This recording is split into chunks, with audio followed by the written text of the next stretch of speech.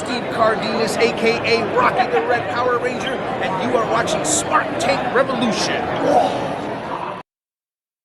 Ladies and gentlemen, welcome back to the Smart Tank Revolution, where we always kick out at 2. I am your host, Mr. Donnie Wonderful, flying solo today. Let me give you the background. It's lunchtime right now. I'm in my office. I either record in one of three places. I record in my office, and I'm pretty sure if you're a subscriber and supporter of the channel, you can tell by the different audio qualities. Yet and still, I either record in my office, which I'm at right now, I either record in my home, or because I'm a mama's boy, I visit my mother, I either record there. Today I am in my office. It is lunchtime. So let me silence these phones so nobody can bother me. It is lunchtime. And instead of eating my casserole, no casserole, but I'm saying, instead of eating lunch, I am just mowing over wrestling and wrestling news, not spoilers, just just some old nostalgic stuff, and or get on YouTube and see wherever I land. And I've come across, and this is old, I've come across what I'm going to refer to as the gospel of Bret the Hitman Hart, in my opinion, the greatest wrestler to ever lace on a pair of boots. I told him this to his face. He smiled and grinned, and I'm pretty sure he agrees. But I'm pretty sure you've heard about this. If you're a Mark or Smart, Bret Hart's recent comments on modern wrestling. This, in my opinion, is the reason why. And I have this kind of dialogue with my esteemed colleague, Mr. Joey Business, when we talk about FTR and the Young Bucks. I like them both, but one's more classical and traditional, and the other is more athletic. So let's read what Brett says. And now everyone that's commented on it, I know Conan and Disco Inferno commented on it. Even Jim Cornette and Brian Last did a video on it. Um, he mentions John Moxley. I'm going to read the quotes here, but I mean, people typically only zero in on the first part. We're going to go through the entire thing. It's kind of lengthy. So let me get over. Let me get on. Let me activate my voiceover voice here. Okay, so let's begin with the familiar part because it's highlighted here. This comes from the excellence of execution, the best there is, the best there was, the best there ever will be. And I think that if someone of his stature says it, it reeks of great credibility. Bret Hart was the wrestler's wrestler, your favorite wrestler's favorite wrestler, essentially. All right, so he says, and I quote, I really roll my eyes at how pathetic wrestling is today from top to bottom. All the top wrestlers and all the middle and bottom wrestlers in WWF, well, pretty much WWE, in WWF and AEW, all slapping their leg on every punch and every slap. It's like it's to the point now where I can't watch wrestling today. Sadly, this is misspelled. Sadly, it's getting too phony, and I really question the direction that the people that are in charge are taking wrestling. AEW kind of gone on a bad direction. Wait, well, first of all, whoever transcribed this, good lord, I mean, get it right. All right. AEW kind this I'm reading it. I'm reading it. AEW kind of gone on a bad direction. I think with all the violence and gore, Dean Ambrose sticking a fork in someone's head for 5 minutes with a close up on TV. This isn't wrestling either. So this is the highlighted spot, the highlighted parts of the quote where he mentions John Moxley. And he's not right. I mean, I'm sorry, he's not wrong. He's not wrong. That hardcore style has always been around. with Abdullah the Butcher. And God, I mean, if you looked at Devon Dudley's head, you guys remember New Jack, my boy? Look at their heads. So I mean, like blading. Well, with a fork is more so a reference to Abby the Butcher. But from my understanding, he didn't do it every week. And I do agree with Brett in the sense that some of that stuff is getting way too excessive. Not to pick on John Moxley or single him out, but most of the time when he wrestles, he's always bleeding. You can't bleed like that every single week. You know, like I do think that that we should space this out a lot more. And that actually brings me back to a conversation I was having with Joey Business when we were talking about the Young Bucks.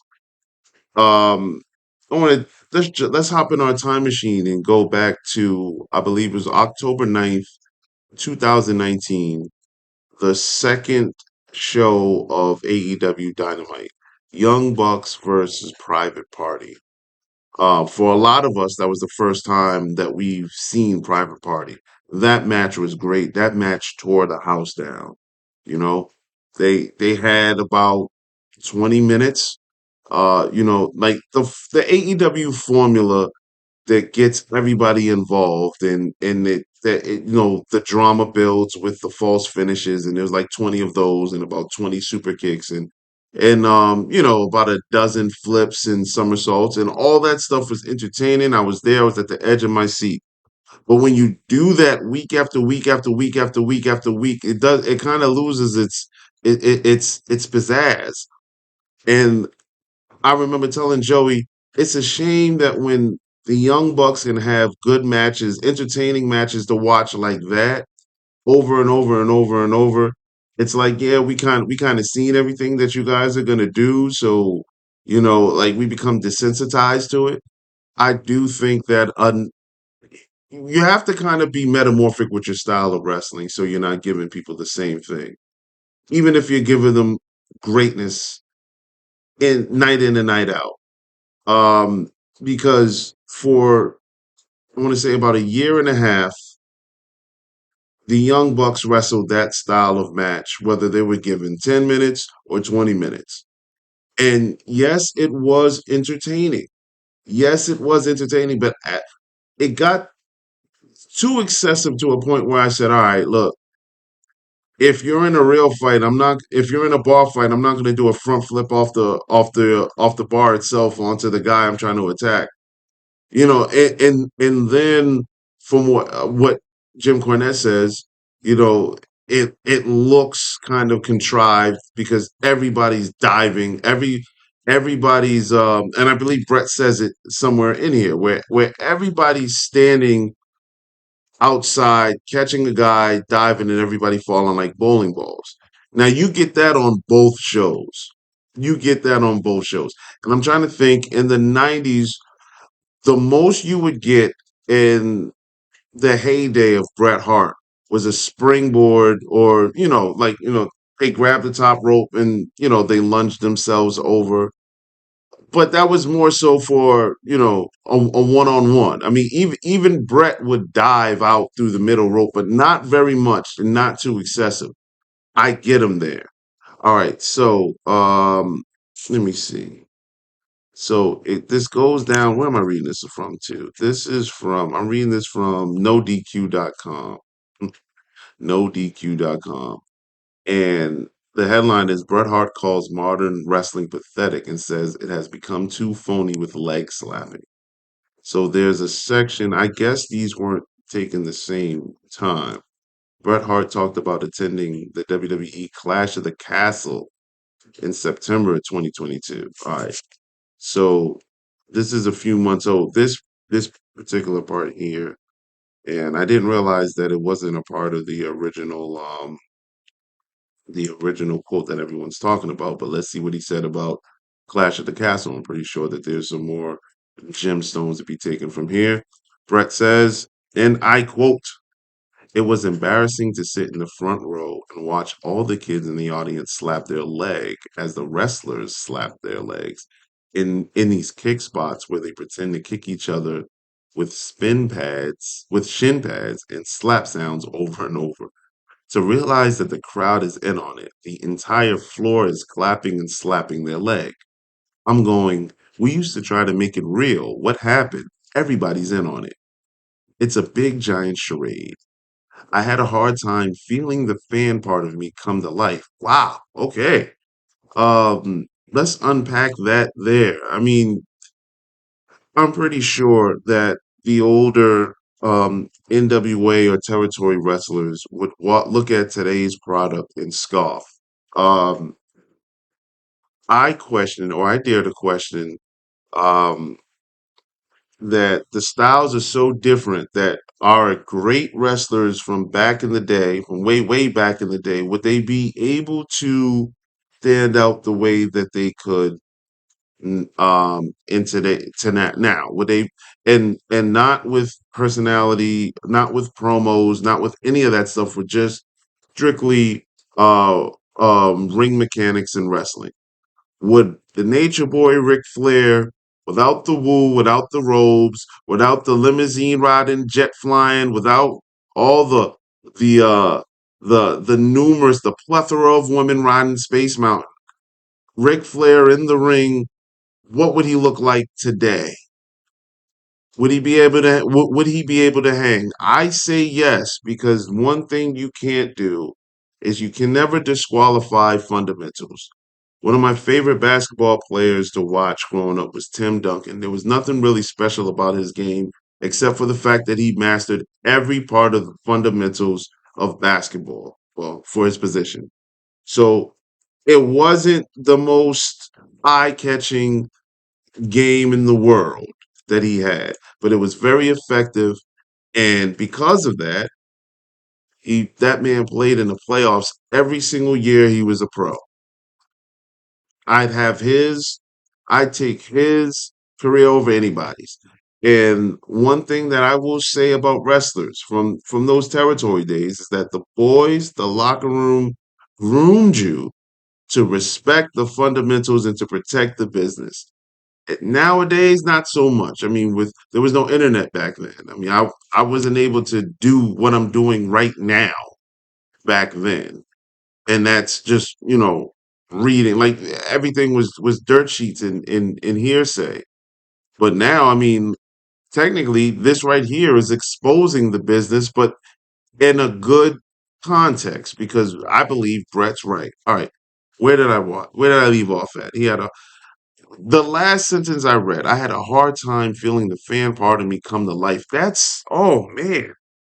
Could you imagine if I'm going to step away from Brett for a second? I'm going to go to his nemesis. Imagine if Shawn Michaels were to walk into whatever show, a show that you're on, you're the wrestling fan, the supporter listening to this, pretend you're a wrestler, and Shawn Michaels walks into your show and he leaves saying, I had a hard time feeling the fan part of me come to life. Wow, like when your elders and the ones that are praised for their ring work and the ones that are on the Mount Rushmore of greats wrestlers, when they say things like that, that's like a stab. That's Oh man, that's a stab in the heart, stomach, and everything. That's damn near your throat. I can't breathe. Can't breathe. Ooh, when Bret Hart said that, I know you can't see me, but shove that knife right in the stomach. Ooh. Michael Myers style. Ugh, hurt. All right. So he continues. When I watched Dungeon Wrestling, okay, real quick. So Dungeon Wrestling is the promotion they got up there in Canada. Brett's sons are now promoters, I believe, but it's not. It's the new Stampede Wrestling, but it's not called Stampede. It's Dungeon Wrestling, obviously. When I watch Dungeon Wrestling and I'm watching this young girl, Zoe Sager, wrestling, just watching her take someone over in a headlock and having a real headlock on was so much more than anything I saw in Cardiff with the wrestlers over there. It goes back to simple art. Wrestling is an art form. Art form. All art is simple. Wrestling is a simple art that is really just storytelling or good versus bad most of the time anyway. And it's an easy story to tell. Wrestlers have been doing it for decades. And wrestlers from 2005 up don't know anything about telling stories or what headlocks are. That harkens back to what I mentioned about the fundamentals. And yes, I can agree with what Brett said. A lot of the psychology of wrestling has been substituted with high spots. I love Sammy Guevara. I swear I'm gonna watch Sammy Guevara do a move that's gonna put him out for about 3 months. And I get it. I understand it. Like if you can do it, do it. You can do it, do it. But when you take a guy like Jake Roberts, who, if you haven't been caught up on the essentials, that was the last wrestler that we rated. The it for Jake Roberts was how good his psychology was. He was great at getting himself over because of that. And he did very, very, very minute, simple things in the ring to the point where his finisher was even a mistake. A headlock, oops, I fell back, DDT. Whoa, okay, yeah, that's something. You know? I've never seen Jake Roberts go to the top rope at all. I'm just saying. So we can be effective telling a story by executing the fundamentals. Look at Roman. Me and my esteemed colleague, and yes, I do refer to him as the esteemed colleague, Mr. Joey Business. We talk about Roman Reigns. Look at the pacing of his matches. It's slow, but it's slow intentionally. It's slow for a reason. You get the facials. He talks to the camera. He talks trash to the opponents. This is somebody that gets it. Look at his matches during this heel run versus Roman in 2016, 17. The look is different, night and day, obviously, but even the pace is, and the pace works, and Roman's found his formula. It's going to be hard to execute that as a baby face, I think. So that's why this bloodline thing needs to continue. Okay, so we're gonna wrap this up with the last paragraph, I guess. Brett continues, and I quote, love saying that. When I see wrestlers today just slapping and the crowd going whoa, and everyone keeps slapping one after another, and these guys have welts all over their chest and blisters, and their chest hurt that night, and they go, "Beats. I was an idiot tonight and let someone slap me on the chest as hard as he could 500 times, and my chest is killing me." That's what they used to do to the jabronis back in the old days. They would chop them, beat them, and slap them. I would never let a guy slap me and chop me. Ric Flair is the only guy that ever chopped me. He usually got me in the end where I would tell Rick, you can give me one chop in the match to get it over with. But as far as the match goes, I'm not going there. I'm not going to sit there and stick my chest out for some guy to slap me on the chest for an hour. That's not what wrestling is. It's not about hurting yourself. It's not about coming back to the dressing room and feeling everyone knows that it's not real, right? That's all they all know what's going on. So why are you letting someone slap you and chop you and whip you across the chest and hurt you, and you're in pain all night, and you wake up the next day with blisters all over your chest, and then you do it again the next night? It's just stupid. Wow. Wow. Shots fired, Brian Danielson. I mean, that man's chest is always red. Good Lord. And that is a dumb spot. But forgive me, Brett. You know how I feel about you, Brett. You're the best, Brett. I will say that even though it's dumb, it's stupid, it's a dumb spot. In most cases, when I seen it executed, I've been kind of into it. I'm like, all right, test the strength. Ooh, oh, ooh, oh, that type of thing. But then I have to retract that because if you're coming back through the curtain, like he said, and you're waking up like, damn, my chest is stinging. I got all these welches. Yeah, that's when like the art's gone. That's when it just becomes reckless. And ultimately, I'm back to agreeing 100% with the excellence of execution. And I think that I do that for a reason. And I think you all too. So let us know in the comment section what you think about this.